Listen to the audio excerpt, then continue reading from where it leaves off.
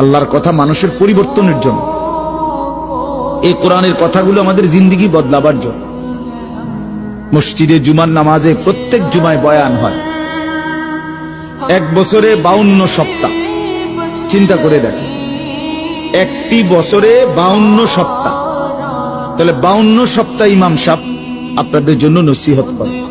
তো এইভাবে যদি 30 বছর 40 বছর ধরে শুনে থাকেন, তাহলে আজকে কতদিন ধরে আল্লাহর কথা শুনতেছেন? বছরে 52, তো এভাবে 40 বছর, এভাবে 30 বছর, এভাবে 50 বছর। অথচ এত লম্বা সময় আল্লাহর কথা শুনবার পরেও এখনো মিথ্যা বলা ছাড়তে পারলেন না।